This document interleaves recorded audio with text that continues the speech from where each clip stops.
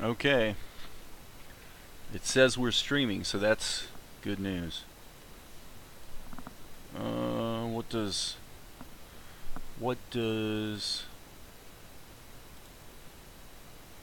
what does YouTube tell me? No, that doesn't help. Okay, guys, I want you to know that I still haven't really taken the time to fully grok um, the live streaming setup in YouTube.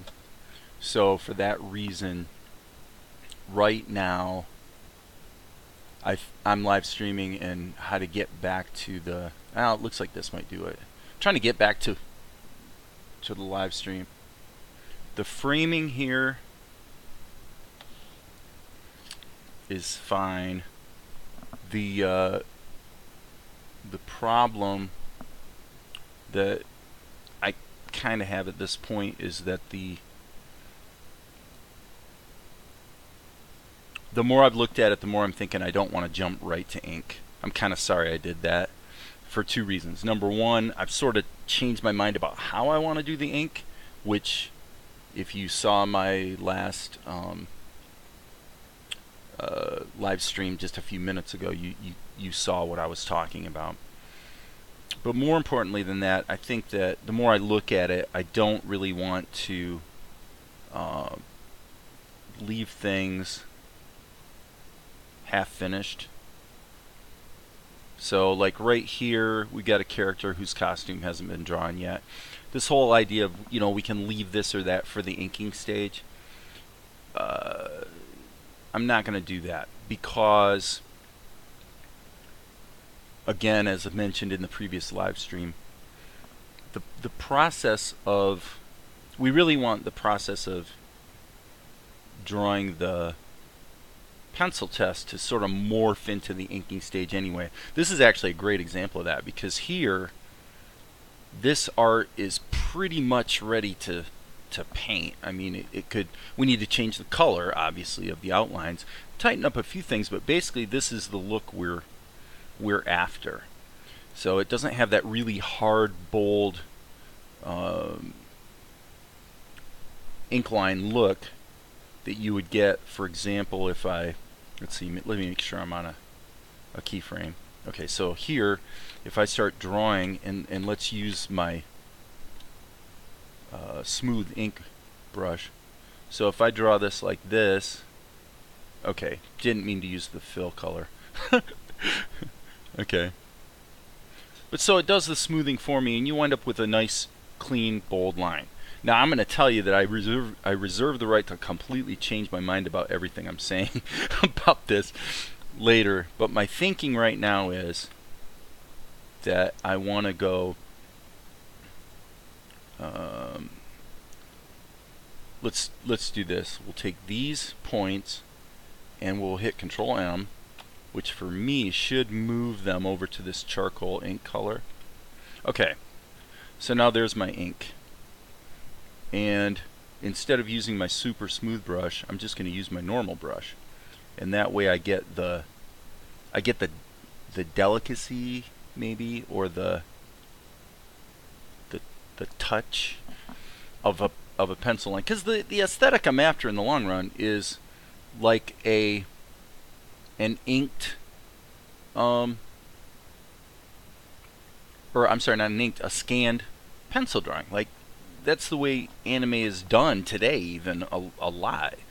In Japan, is they're still working with pencils and paper, and then they're scanning it. Well, I don't want to do that. To me, that's pretty inefficient compared to using a tablet screen like I have here. But what I do like is I like the quality of the ink lines they get by working that way. So how can we have the best of both worlds? I think the way would be to keep with a brush that's got the ability to have some transparency in it. I can go from light to dark like that. If I need to smooth the line out, I just hit the E key and do a smooth operation, which, by the way, I need to switch that to smooth. So, but that line doesn't need to be in there. Oh, great! It just it just got rid of like everything I did. Okay, so we'll solve that by just erasing. Okay, so that takes us back to the start here. So we have Akari, and let's just say we're going to go ahead and deal with this initial frame in the manner that I've been talking about. So what we want to do first of all is I'm just going to go ahead and kill this layer. So it's gone forever. We have no ink layer. I want to go ahead and keep working here. So the first thing I'm going to do is just Control M, which moves all these points into this color, which I call ink. It's basically charcoal. I'm going to have to stop sometime soon because my coffee's almost gone. And I'm going to want to re-up the cup. Okay, so what I'm getting at is I want the inking process to be kind of more like this. I'm just going to get rid of pencil lines selectively and keep a lot of them, but basically use the combination of the eraser. You know, what's funny is this is probably there's probably people out there looking at me going, you know, how stupid are you? Of course, what you do is you just work with your eraser, and you know, I mean, I know, folks. It's just that I sort of had it in my mind that I was going to do inking the other way, which is to have a... Okay, why did it switch back to... I'm going to save early, save often, because I don't know why that switched back to grab mode. Maybe you remember when I switched it back to grab mode, or maybe I never switched it to smooth mode. I thought I did. Okay. So, quite honestly, one big reason to work this way is because it's fun. I like working this way. It's a little slower, but the funny thing about animation is the rule in animation is the slow way is the fast way.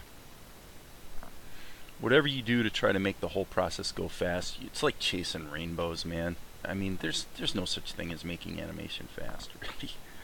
You can try, but I don't know. So these lines are fairly bold and more like a conventional type of ink line, but you know, at least I got the option, right? So I just really like the ability to make the lines more sensitive. I guess that's what I'm trying to say. Yeah, her little smiling face here is...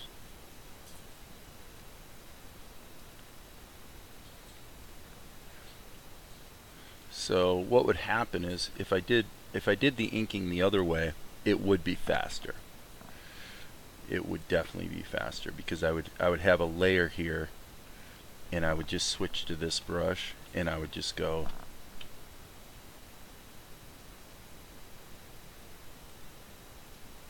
okay. As you can see, you're going to wind up with that. And I will say it again, I may change my mind and go back to that, because this definitely, the way I'm doing it right now, takes a lot longer.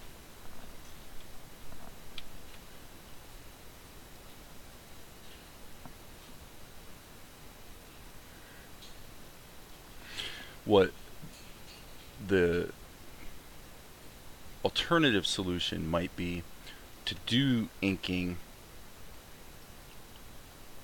the simpler way and then just use some of Blender's tools. Like if it's a wide shot, the main problem you have with inking, even with a 1 pixel wide ink line, is that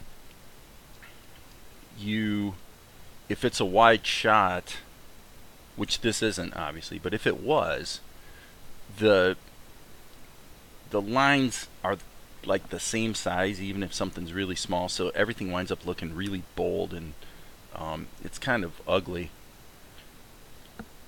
But to be fair, you do see that in a lot of anime.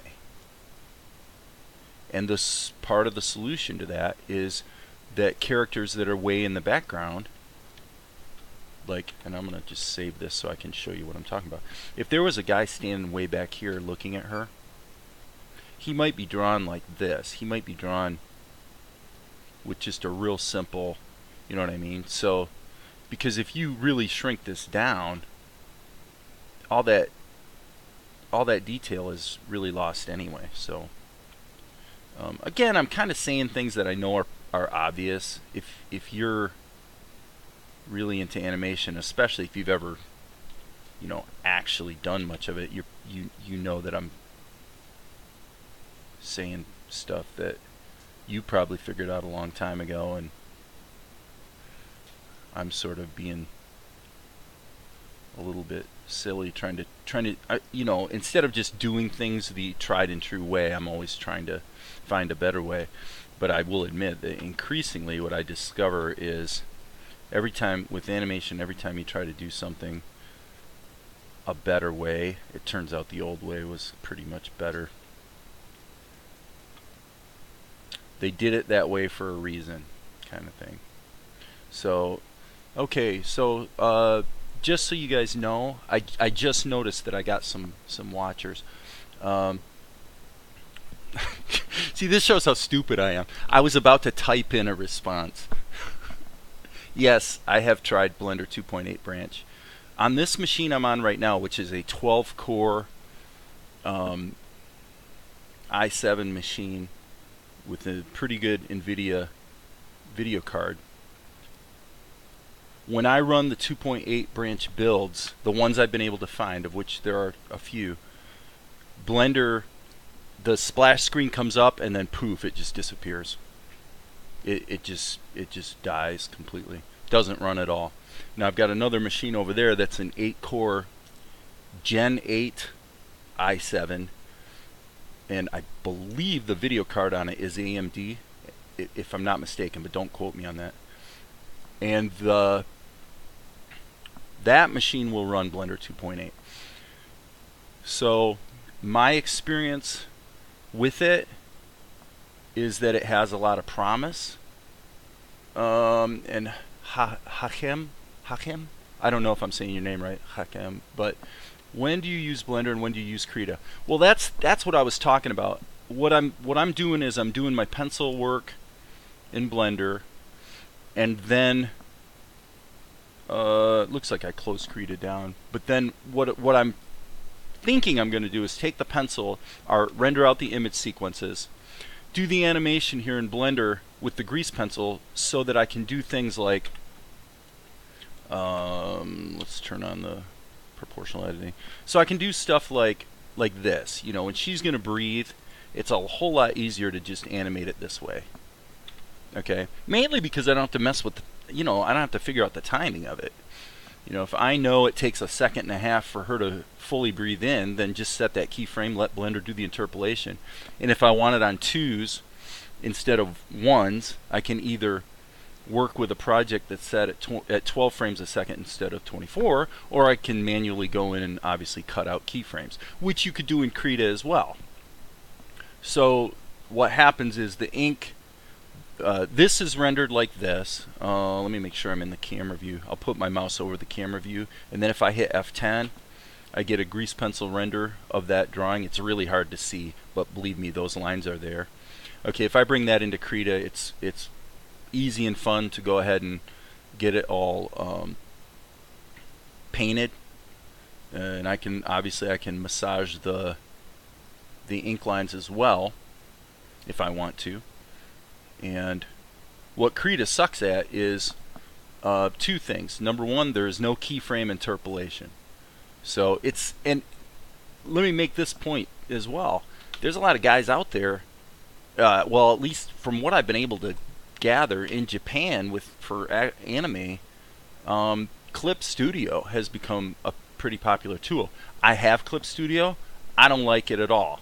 Now, a friend of mine, Kanan White, who lives here in Fort Wayne, Indiana, professional comic book artist. I wish I could remember the name. I think the title he's most associated with is called Uber, which is sort of a reimagining of some World War II Nazi nasty stuff. So, but Kanan drew Uber. He uses Clip Studio and loves it. So, but of course he's not doing animation either. He's doing comic book art. So it is definitely a matter of opinion. Okay, so now I'm curious. According to OBS, I am streaming, and according to YouTube, it's been sort of, my screen has been frozen for a while. So it's been a while since anybody posted any chat that I can see. I can see a total of 5 comments, 2 from Zarko and 3 from Hakem. So if you guys are actually out there and posting anything, I haven't been able to see it. Let me refresh the page and see if that makes a difference. Check. Okay. Looks like we're back in business. So anyway, so I'm learning about the live streaming thing as I go. You would think somebody who's written and directed 8 movies would know how to live stream, and it's like I just never did it. I'm using OBS, which is a great tool. If you guys don't know about it, if you want to do either any kind of OBS, I'm using 21.1.2 64-bit. I mean, it's great because it lets you add any sources like the webcam and the desktop, any other sources I want to add to what it records. And I mean, I found that setting it up with my secret codes that make it stream over to YouTube took like 5 minutes. So usually this kind of stuff, it's just a matter of doing it and seeing what the hiccups are. And I don't know that I think YouTube's when you have a technical question, it usually is a little bit arduous trying to find the answers with YouTube. So anyway, I'm going to sort of settle down here and try to focus on. Okay, yeah, I'm sitting here drawing the pillow for no good reason. It's not even in the shot, but I need to get. Don't like that. It's not pointed enough.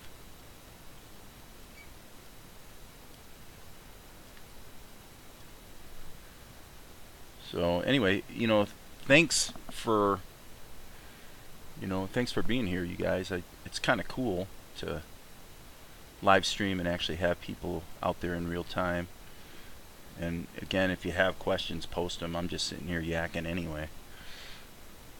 I'm gonna have a little bit of a hint of her nose. But this is what I was talking about, not jumping into ink too soon. Is all this stuff right here is not ready. We need to really deal with where's the pillow gonna be. That's probably okay. That'll ink okay. Her nightgown. I'm thinking that it's gonna have a little bit of a, I don't know what you'd call that, on the fabric, sort of a little decorative. What's the word? Somebody, if you know the word, post it. Okay. So what I find is if you do half the job and say, well, we can fix that at the ink stage or whatever, you can. There's nothing really wrong with that. But for me, what I'm finding is it sort of creates a stressor because you got half the project at this stage and half of it's at that stage, and you know you're going to have to go back. And if anything changes upstream, you wind up having to change everything downstream. So to me, it's kind of important at this point, at the quote-unquote pencil stage, to make sure that what we have is really what we want, and check the timing on it. This is another nice thing, is I can make a fairly light line here, and when I go to paint, Krita will detect that line. It can be almost invisible, and Krita will detect it for the purpose of putting in the paint where it needs to be. So now I was thinking with her blanket here, I might have to pull up some reference, but what I was thinking is, this is going to be such a pain to paint. She's in a Tibetan monastery, okay? So decoration wise, I don't like that. I'm totally spitballing here, folks. What I really had in mind, I probably should actually go back and look at, I've got a whole book about the making of Avatar: The Last Airbender, and obviously there's a lot of sort of Eastern, well, the airbenders are basically Tibetan monks, so, right. Jim P. Animation, you timed this whole thing without a soundtrack. Aren't movies made to match sound nowadays? Yeah, yes and no. I mean, for animation, for sure. I'm gonna say this. I've done thousands of voiceovers in my career, and I have written several movie scores. I wrote a radio jingle just yesterday. I'm pretty tuned into music and sound effects and timing and how all that's going to work together. So in slapping this together, you're correct. In a perfect world, we probably would have actually had the soundtrack completely done and animated to the soundtrack. But for me to go in and say, you know, I can hear the music in my head here as this comes up from black, and then it cuts to this shot. You know, there really isn't any talking, so it's all just a matter of when you play this back at 24 frames a second, does it feel right? What's working is zip down, hold, zip up, boom. You know, the timing, you know, editing movies helps. If you edit a movie, like this is a great example too. You're going to hear a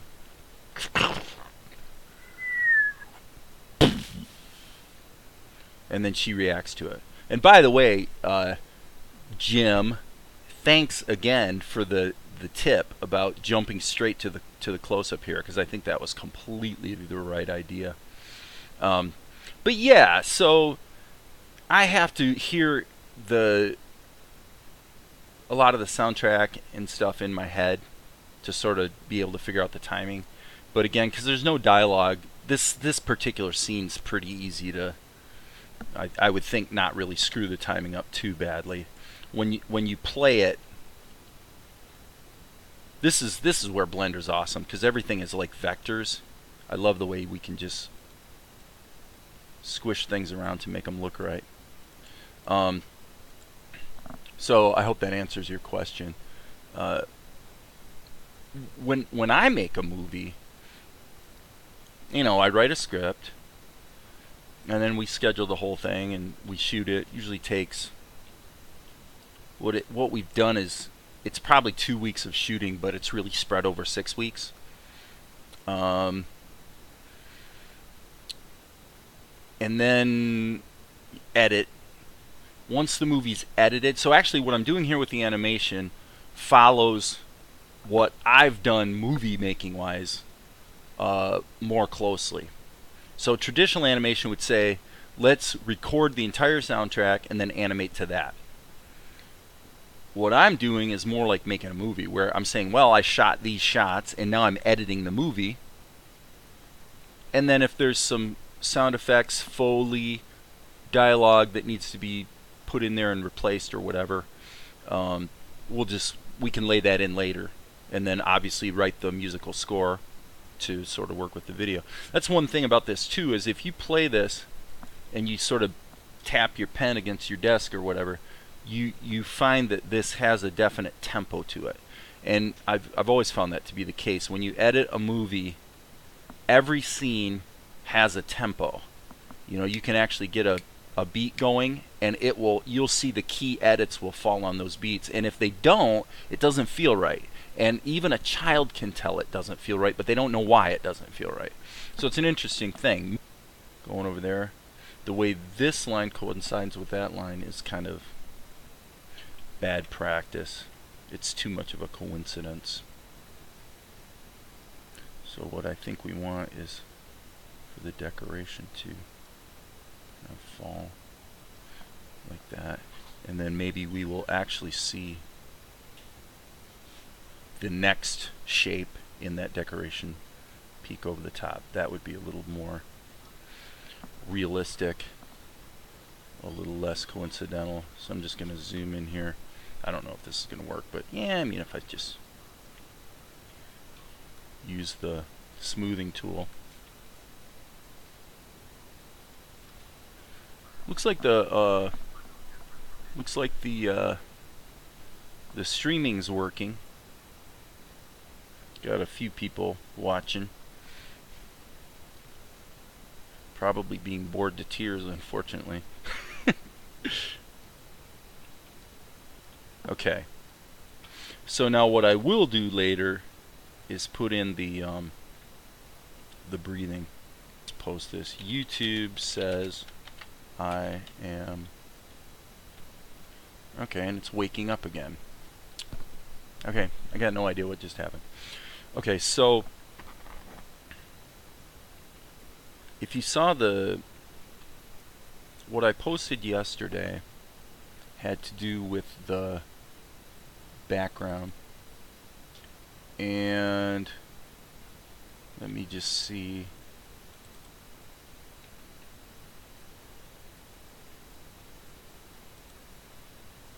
Images. So let's go to image references and backgrounds.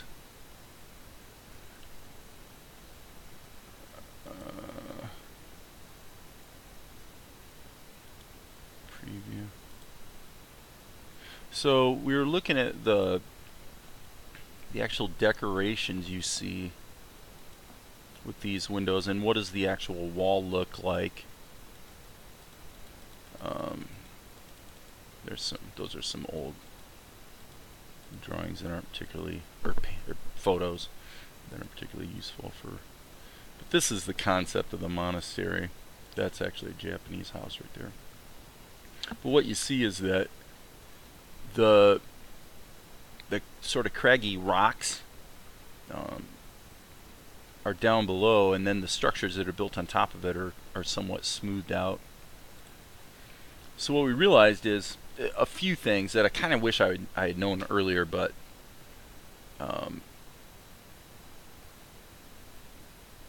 she actually would be sleeping on a fairly thin mat that's on top of a stand, but relatively close to the floor. So she's only about a foot off the floor. Okay. So that's a change, because initially I had her on a plain old bed with a headboard. Okay, so let's make some modifications here. First thing I'm going to do, actually let's do this.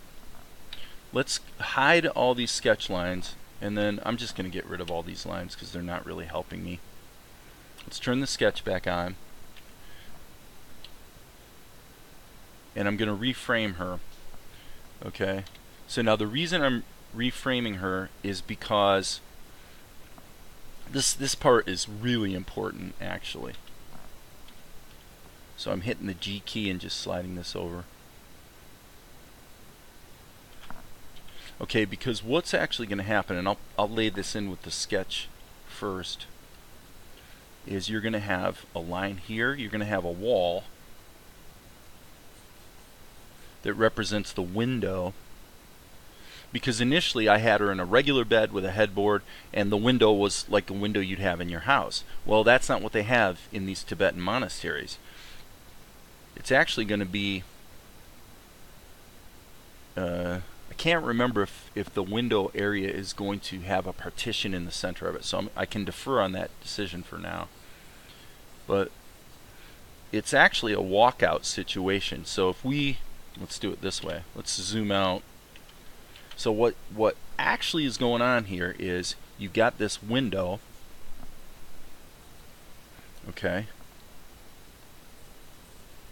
and a person could stand, and decided both to make the job easier and because it's just visually better and blah blah blah, we decided we're going to have the door open out. So the door, I use the term door loosely because actually it's if you saw that picture I popped up here a little bit ago, it's actually a window really that's got a slightly reinforced frame, so it functions as a door. There'd be some kind of joint there. So this would be open.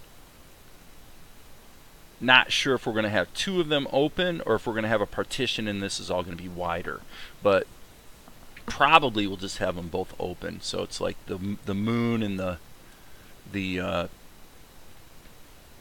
you know, just fresh air can come in. So she's really actually very close to the floor on this little thin mattress with a sort of a you know, a wooden structure behind it. This here would have a beam. Okay, there would be a very thick wooden beam, but they're not going to use too many of them because it's hard to carry wooden beams 10,000 feet up on a mountain. But they would need that to sort of reinforce the brick, and you're probably going to have some sort of lip down here on the bottom as well. But it's not a balcony per se. You know, could a person maybe put a flower planter out here or something? Yeah, they probably could. But so that's what's actually going on. And so out here we've got sort of smooth bricks, and if we were to zoom out way down below, it would turn into larger stones. This is the folder I need to be in. So let me see. This doesn't show it very well, but it's a great picture. But this is interesting. So the monastery is in shadow a lot of the time just because of the mountain. That's a great picture of the kind of window slash door we're talking about. Okay. Yeah, it's typical windows. Typical windows. Guess is wrong. Thinking for you, guess is wrong. Almost always. So there's some windows that show there's hardly anything on the bottom of them, although there is this decorative component to the building. What's interesting about this, yeah, this is not a very good shot of it, but there's a side of this. I don't even know if it's this monastery. I gotta find the correct one. The one I'm looking for shows it quite nicely, where one side of it is like painted red, and if you were a ninja and yeah, here it is. There you go. This is what I was talking about. So you see the monastery. If you were going to sneak in here, her window would be here. Okay, it'd be somewhere up on this part of the building, and the bad guys would come up this road and then they would climb this hill. It would be really difficult to try to sneak in, you know, from this direction. So anyway, that actually is a pretty good picture of the kind of thing we're after. So I'm going to go ahead and take this back out of the way, but definitely keep that handy as a reference. So all right. Okay, so Jim P. Animation. This is an anime, correct? Do you have an example of prior work you did that this will look like? Nope. I have nothing. All I have is what you've seen on YouTube. I'm literally grokking this process and learning how to do it and how I want to do it in real time.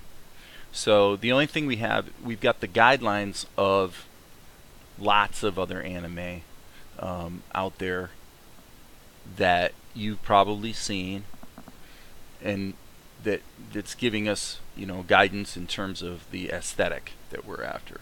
So I'll give you some example here. Okay, so I've got all these references, some of which are like, they're not really screenshots from an anime.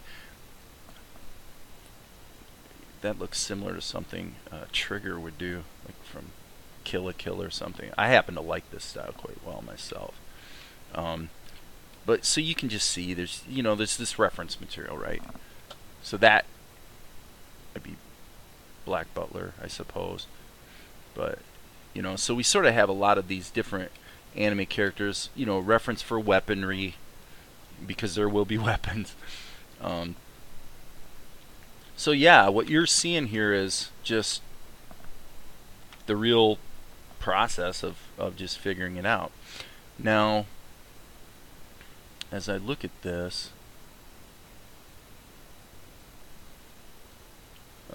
this is where for me it's tempting to stop the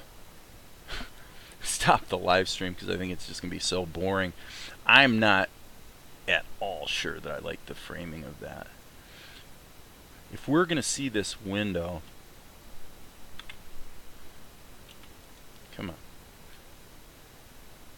let's just look at this for a second. So she's going to take that breath, and then we're going to cut to this shot, which is not a simple zooming out of that first shot. Okay, I'm going to say, what if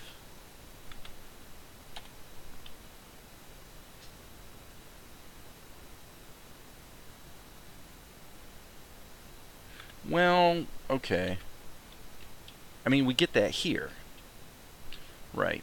We're going to get that here. So this is fine. Remember, we're entering into the scene, and I wanted to give myself 10 seconds. It wouldn't be ridiculous to think that maybe this shot will be removed. Because if we put an establishing shot of the monastery, if it comes up from black and we get this establishing shot before we cut to her, so what would happen is you'd see this really wide shot of the mountains and the monastery. Then it's going to dissolve into a closer shot of the monastery where we can kind of see that there's a window that's of interest, right? Which, by the way, since it's nighttime, this suggests that maybe there would be some candles in her room, even though she's sleeping. Maybe there's something that causes some illumination from inside the room, plus the moon light shining right down on at least that side of the building.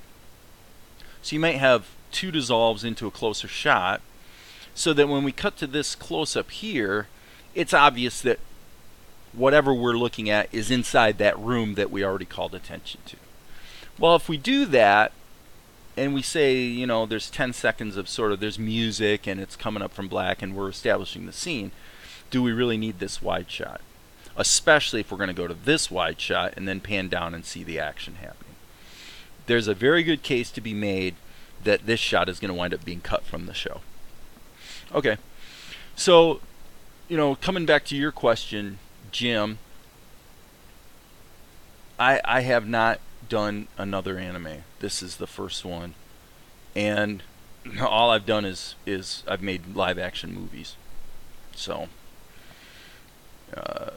my experiences in professionally would be, as a writer, director, go. The answer is this doesn't matter. I can see what's going on now. Sometimes you just have to stop and think about it. So just so it's not confusing, I'm going to take these lines out. They're not really helping anyway. Okay. But so the point here is that all we're doing is getting a little bit of context here and buying ourselves some time. This is where we get the real context, and this is going to have to be completely redrawn. Because there is no such balcony, this is a full-length window, and blah, blah, blah, everything I already said. However, for this shot, I think we're in pretty good shape, because if we have this, like that, which is what it would be. It's just like a slat, and then I suppose this is maybe nailed to that slat, and then there's okay. Jim says, isn't anime 10 frames a second while you're working at 24?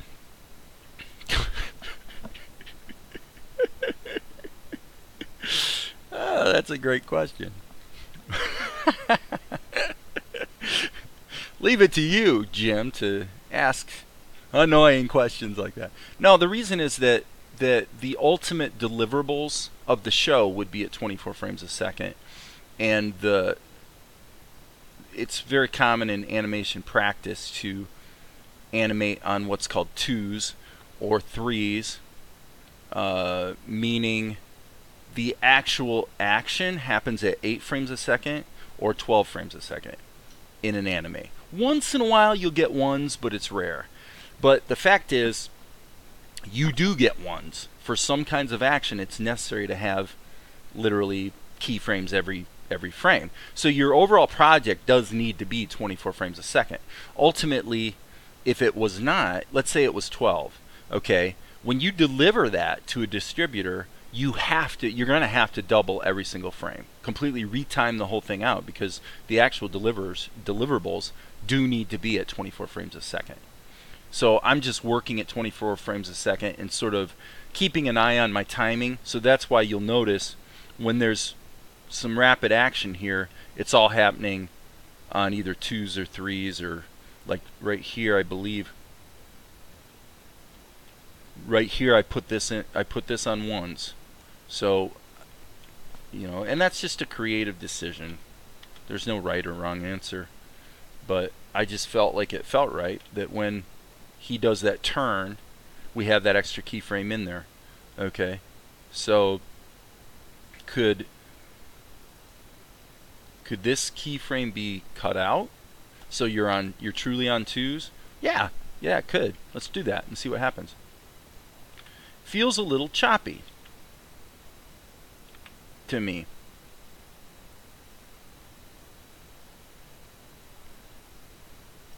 What are we doing on our... It almost feels like it is 12 frames a second. Let me check something here. Heaven forbid, did I have my project set wrong? No, it's 24. That's what I thought. Okay. So my opinion would be leave that key in there. Okay, that's what I was wrong. Erase what I just said in terms of what I saw happening here. It was not on 1s. This is on 2s. I was hitting the up and down arrows instead of the right or left arrow, so I didn't realize each frame is being held to, which is what I intended to do. So, sorry about that. I have stupid attacks, right? Okay, so now back to Akari. She's so pretty. Isn't she pretty? I just think she's so pretty.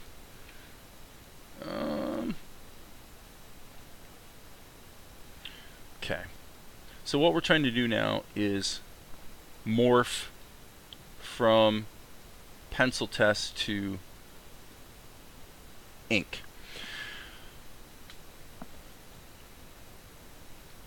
I am tricking this perspective a little bit.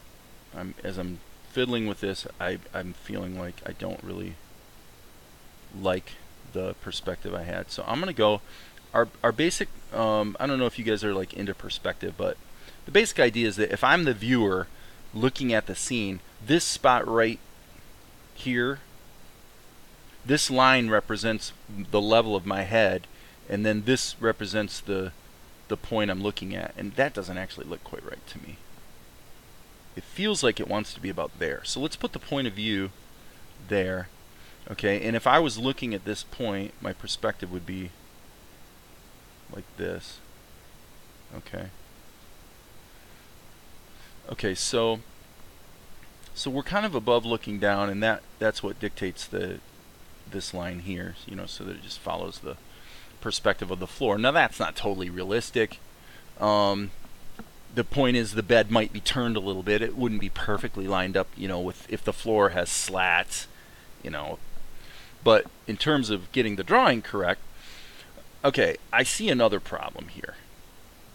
This bed looks stupidly small to me compared to her. So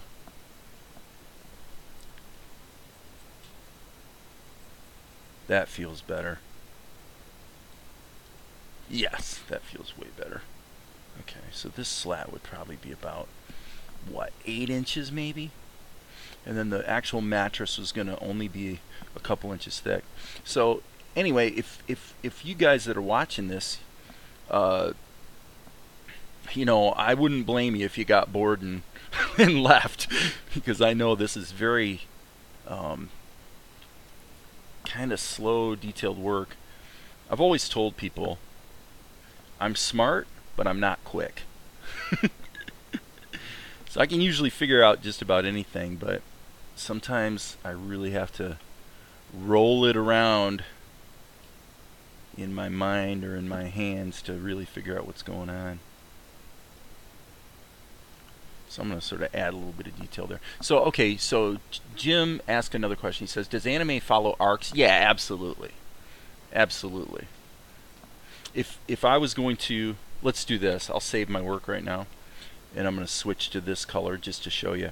If I was going to have her arm move, okay, sorry, we got to turn this on. This is actually a super good question. Okay, why is this so light? That's why. Okay. Okay, so if this is her arm, and frankly, for timing out your animation, this is what you should always do.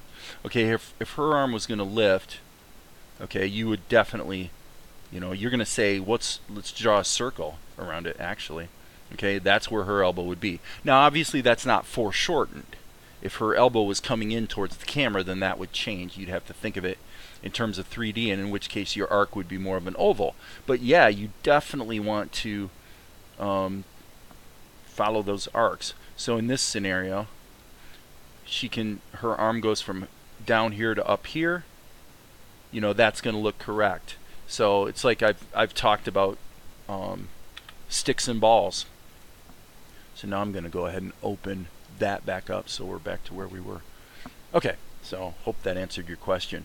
Yeah, in fact, actually, the thing about cartooning is, quite honestly, not everyone has the gift of being able to draw a character like this and have it, what I call is, it's just a quality of life. It just has it just has a sparkle of life to it that it's fun to look at. Not everybody who draws or cartoons has that gift, and I don't want to say it's not something you can learn, but from what I've seen, it seems like it's a gift. And it's something I've always been able to do. Now, everything about the timing aspect of it, you know, that takes it from being a cartoon to being an animation, that I'm learning. I did buy a copy of Richard Williams' book, The Animator's Survival Kit, which is pretty much the Bible of animation, actually. So, and I can't say it's been that helpful. Most of what I've been able to figure out as far as timing and stuff has kind of been from trial and error, actually. But you know, that's part of the fun, right? So now I'm back to just, now that I've sort of got the layout of the room figured out, now I need to switch to ink. What am I thinking here? The way I'm going to do it is the same way I did it before. If I grab this and hit Control M,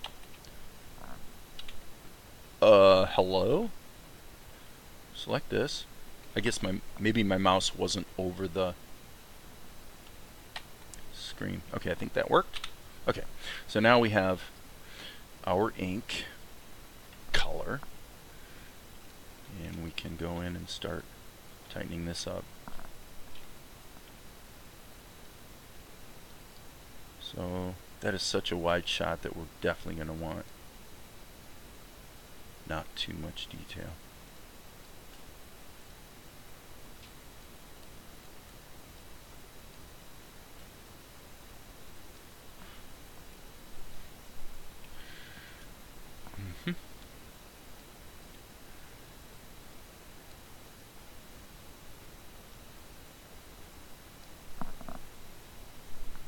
Just checking for comments and questions.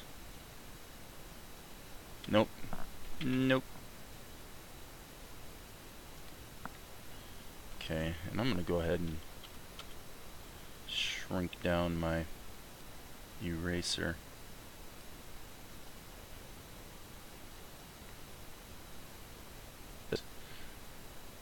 The fast way is the slow way, or the slow way is the fast way. In other words, quit trying to get it done fast and stay focused on getting it done right. So, the main reason I am not, if I really wanted to save time, this is what I would do. I would draw this, draw her breathing in, create the interpolated keyframes, and then I would parent this entire section to an empty and actually shrink down the empty and literally just use the exact same keyframes over again. I'm doing it the way I'm doing it because I want the practice.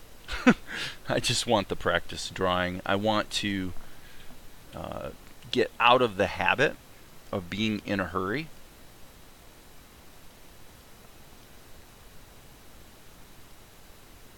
And I want to be in the habit of focusing not on necessarily the most efficient way all the time, because I've found out that you run down a lot of rabbit holes and fool's errands trying to find the better way instead of just doing the work. So for that reason, I'm just kind of doing it a little bit the hard way today. It's just a choice. There definitely would be more efficient ways to knock out this particular shot.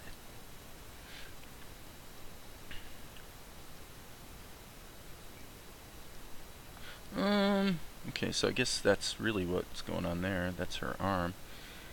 At this level of detail, there's no way we'd see the decoration on her nightgown. So, and that's, by the way, why I didn't draw her lashes. You noticed in the larger shot, you could see her lashes delineated more with more detail. There's no point for this shot because it's so wide. You're never going to see it anyway. Okay. Doesn't look like we got any more comments. Still streaming. Gosh, it's been almost an hour. It's amazing. So the way I'm working here, there's a lot of erasing and redrawing lines.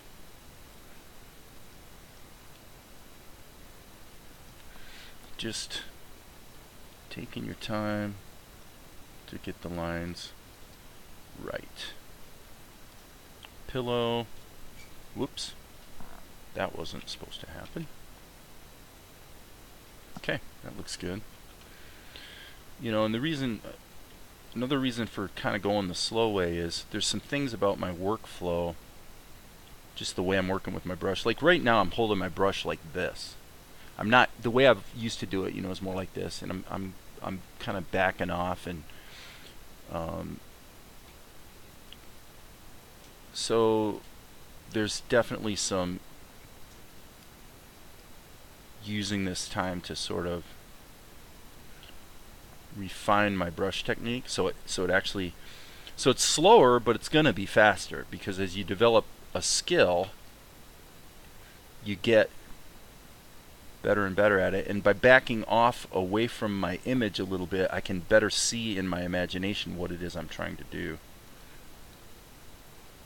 And that's, I mean, that's not really something I've been thinking about all day today. I just sort of, as I'm blabbing here, I sort of realized that's what I was doing. But I definitely like this idea of backing off on the brush. Okay, and that I think actually needs to be even smaller. What I want to be able to do is just cut out the superfluous lines and keep the good ones.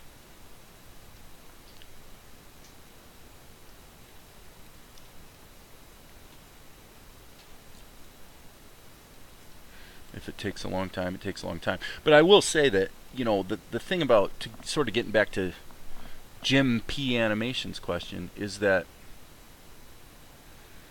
it seems to me that if it works at the pencil test stage, then you know it's going to work. We pretty well know what this is going to look like already, because it's probably going to be hard to screw up the ink and paint too badly. And a lot is gained by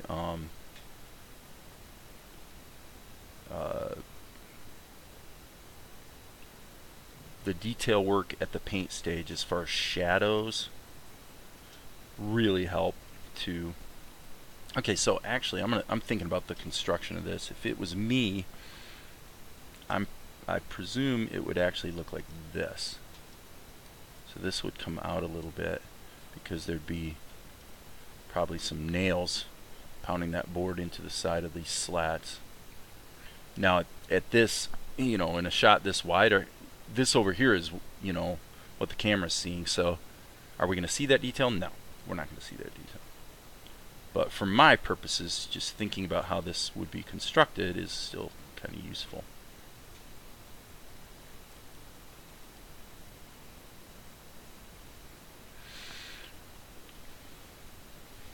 And again, I'm pretty sure her quote-unquote mattress is quite thin. This is actually another place where working in Krita will be a little easier than Blender, because in Krita I can allow the painting process to sort of share some of the responsibility of the inking process. Alright, so because I may not want to ink these lines, I may want to actually leave them as just paint them in with a little thicker brush, you know, because their lines are so thin, they don't need outlines, but they do need to be there, right? So, okay, so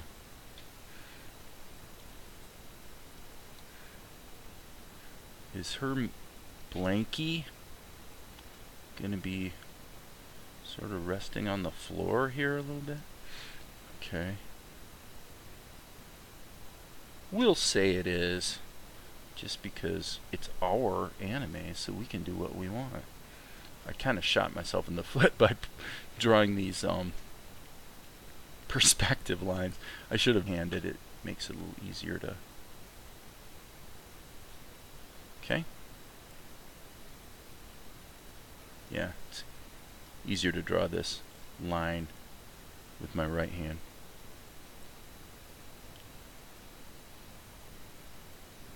Okay, so at that level of detail, this is what I was talking about. The likelihood is, in Krita, we would actually just put a little dot of color here.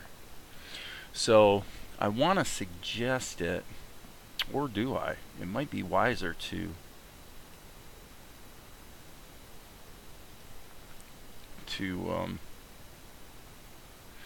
just leave it off completely. Because in Krita, what you're going to do is you're going to wind up just taking a brush and dabbing these spots on there to get that detail. Because after all, that's what we're actually going to see. Now, to be fair, in HD it's going to be about like that. So I respectfully change my mind. I'm going to go ahead and put that in there. Okay, so Jim asks now, since you have experience with real-life acting, directing, scripting, have you ever thought of combining live action with 2D animation like Roger Rabbit? Have I thought about it? Sure, I've thought about it. Usually the way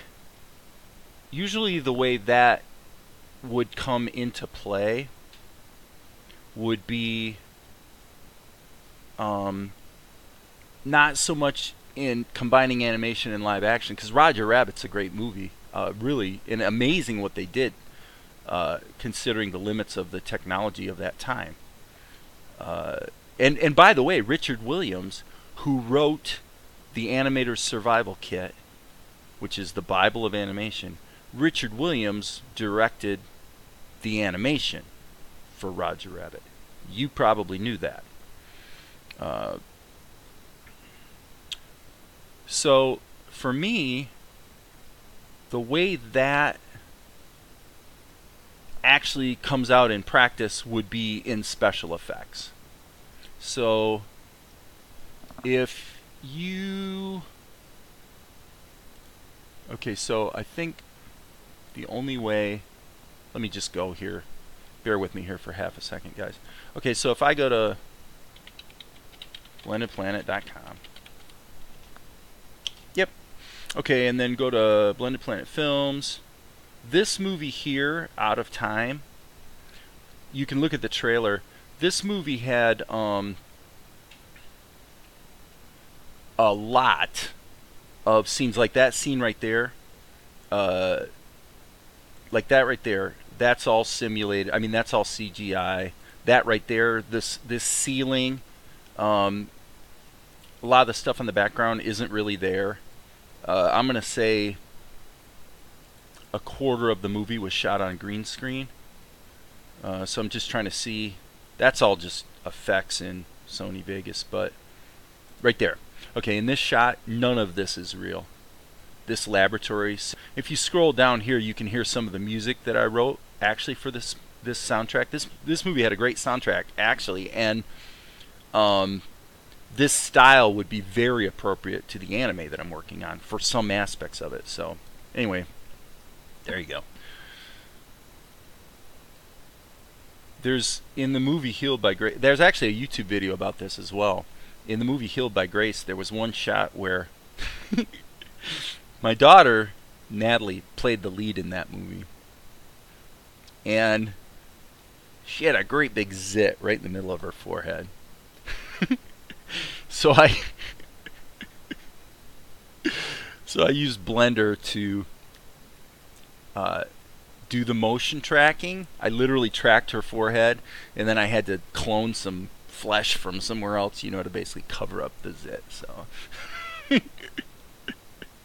stuff you do, right? Okay. Back up.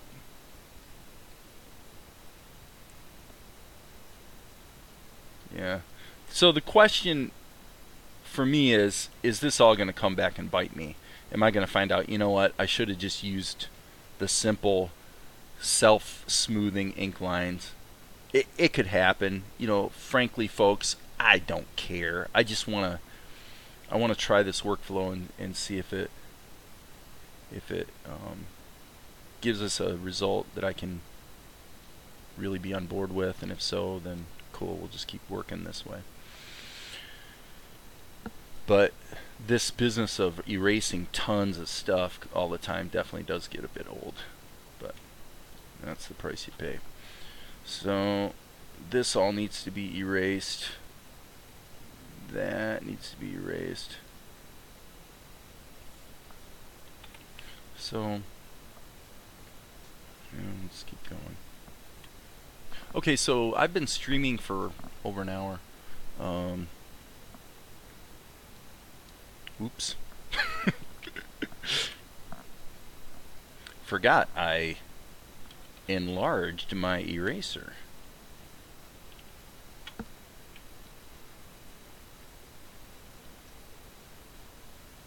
So I don't see today as being the most amazing day in terms of getting a lot done in a short period of time. This is more about how are we enjoying the process. Okay, that's pretty cool. Okay. And so there's the mattress. So I actually want to put that like there. And then I'm going to go ahead and put that line there. And let's see. I want to get this right, folks.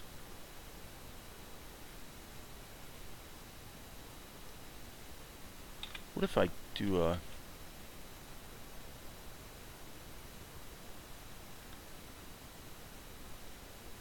Yeah, see, the problem is the line is so light. I mean, I I say light. Well, I don't know why I do that. I say the exact opposite of what I mean. That line is so dark, it's so bold. There's not really a way to make just a single stroke like more opaque or whatever, so I'm gonna just do it this way. Let's go.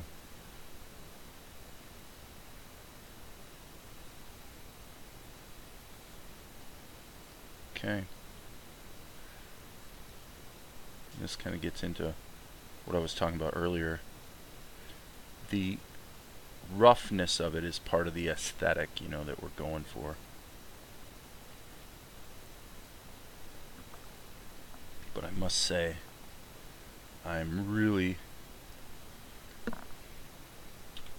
needing to be left-handed for some of these strokes. Okay, so there's a little variability in that line. That's okay. Alright, so I'm going to go ahead and erase this. And I'm just going to draw a shaky line, which should look pretty good. Whoops. Yeah.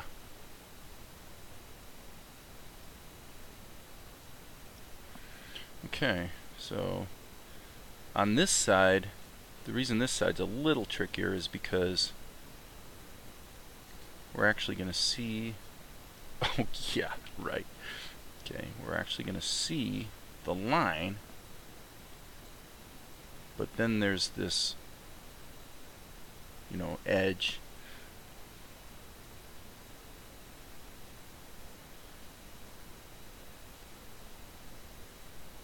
So that's going to be pretty straight. Something like that. I can sort of guess the rest. Okay, so now what definitely becomes a little more of an issue for this particular shot is that we've got to get more specific about what's in that room, what is in the background.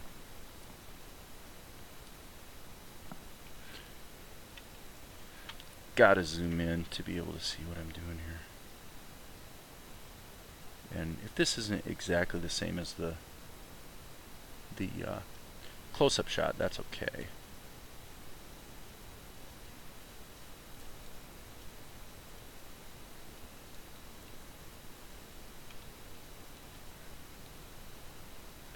I haven't checked like comments in a bit here, folks, so I will shortly.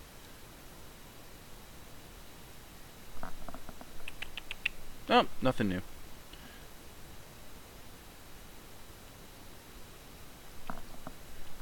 No, it looks like YouTube's thinking, so it could be there's something going on and I'm not aware of it. Probably gonna bail on the live stream here in probably, I don't know, 10 minutes or so, I think. Okay, so now this is where, gosh, what do I want to do? I've got to make some decisions. In other words, what about decoration, you know, on this thing? Do we want to have some decorative character to the blanket itself? I'm so impatient. And again, this is why I'm working the way I am today. I'm forcing myself to not be impatient. I'm so impatient that I tend to want to. So, and okay, so this is wrong. This is wrong. And we're going to have to be ruthless here. Let me check something here. Oh, sorry. Let's go back here. Yeah, in this shot, we're getting away with murder.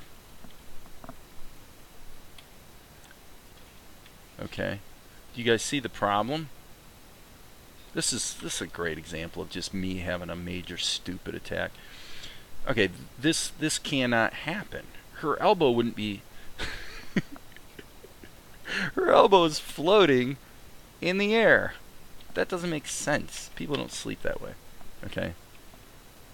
So we have two choices. Change the position of the elbow, or try to change the position of the mattress. To a small extent, we could do this. But basically, what we've got to do is fix this. So what I'm gonna do is I'm gonna switch. Might be useful. Switch this to connected, so that it is only going to affect strokes that are connected to the ones I'm trying to move. Okay. Let's just get this right. Her elbow would actually be there. Okay? So, total stupid attack, but there we go.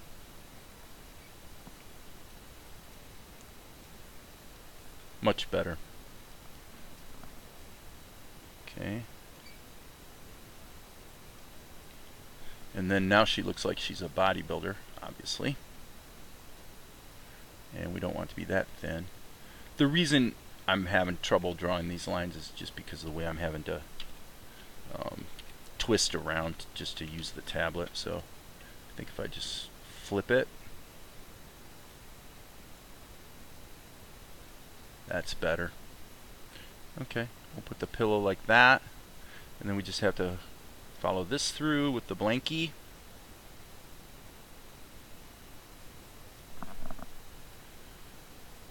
Haha, good catch. Yeah, thank you, sir. Well, I mean, that's the stuff. Believe me, man, I make dumb mistakes all the time. It's just, no matter how hard you try, what happens is, I think this has just got to do with being a creative person. It's always very tempting, and hopefully as you progress, you find yourself making fewer and fewer dumb mistakes, you know, because you keep that big picture in mind better. I will say I like the way this is looking. This feels like an anime to me. It's got the right combination of looseness, hand-drawn, you know, penciled looseness combined with reasonably tight ink lines. The shadows, shadows under the bed look good. Let's switch back to the camera view so we're not wasting a lot of time drawing stuff that is never going to be there. Now, with all this in mind, I'm going to probably do this part in Krita, but we'll also have something like this. Okay, we're going to have shadow areas like that. There's going to have to be a shadow area here because the moonlight's coming in. Probably something like that. Certainly some variation in the hair. Certainly some shadowing here. Possibly a little bit there. Definitely here. Okay, so all those shadows contribute a lot to the overall quality of the look, and it's going to be great. We're going to take this line out. Okay.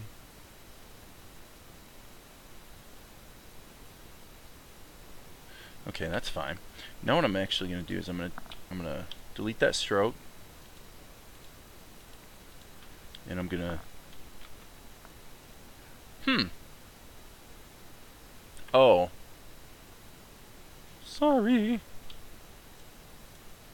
Okay.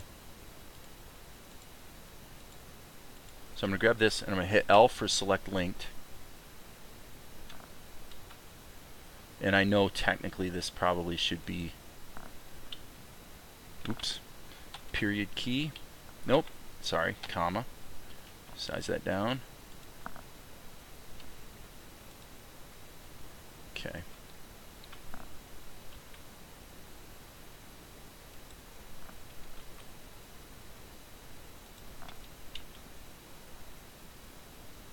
Believe me, this is probably the hardest part of the process for me. Not because it's difficult, but because I'm thinking, oh man, it's going to take forever to paint this. Well, do you want it to be right or do you want it to be okay? Alright, I see that you guys have a couple other questions or suggestions.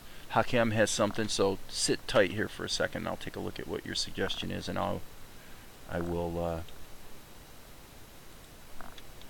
because like I said, it's real easy to get fixated on one part of the process and completely miss an obvious mistake elsewhere. It's just the nature of the beast. Okay, alright. Hakem says, good catch. Isn't the wall blocking the light coming from that side? It looks to me as if the wall door is between her and the moon. No. I would disagree on that one. The moonlight, let's turn this back on. The moonlight is effectively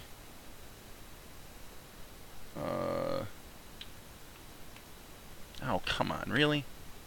Okay. The moonlight's shining in like this. So let me just look at this and see if maybe you are correct. Let's go back here.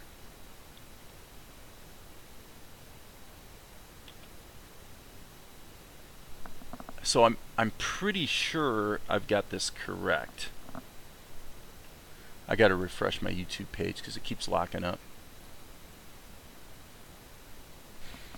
Looks to me as if the wall or the door is between her and the moon. Okay. Yes. Okay, I see what you're saying. I think I see what you're saying. The wall slash door is between her and the moon. The moon is out here, shining down in through this window, which is really effectively a doorway, truthfully. Because when you come out here, you're going to find out that this is completely wrong. You don't have this balcony. It's literally a walkout window.